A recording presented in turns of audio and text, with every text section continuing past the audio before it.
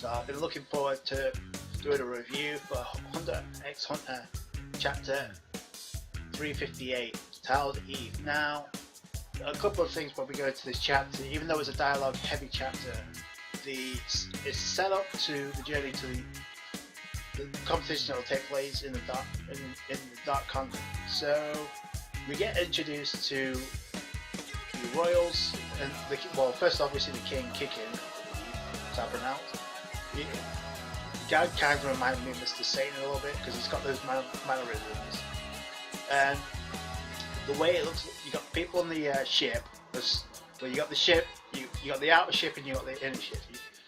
The outer ship is the. It looks like a whale. They're moving by. You know, the general passengers are moving by sea, and you got the royal princes and you got the kid. And I believe the Vips or Vibes, depending on how you pronounce it, are traveling by air.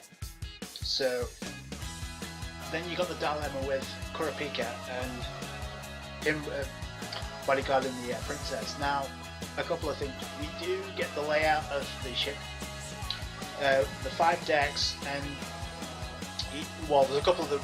I think 3 to 5 are restricted, and I believe they're the ones with martial law. You got the first floor where everybody is at this point in time. Now, then you got the second floor where there's armed guards, and the entrances are cut off. So getting escape routes, and I'm guessing there's not going to be any sort of physicality, although there's riots breaking out already. So we got that out by that dude in the cow suit from the 12 Zodiacs, who was talking to Kurapika about the chaos that's already taken place in that ship, in the Black Whale ship. But the problem here is the ability to distinguish NEN users from non-NEN users within the group of people that's travelling to the Dark Continent is going to be a trouble for Kurapika, because apparently they're going past this key test and you can't detect who's NEN user or who isn't, so that's going to be a problem.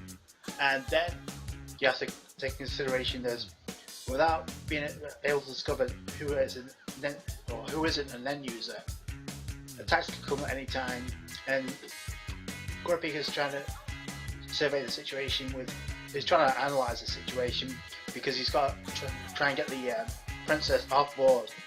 Yeah, I think he has an escape route, and he's going to try to use the riot that's taking place already and the chaos to try and get the princess out of there. But before that happens, we get Princess she's shaking all over the place. She's scared to death that she might get attacked at any given time, and obviously this is a survival to claim the Dark Continent, so obviously people are going to take liberties.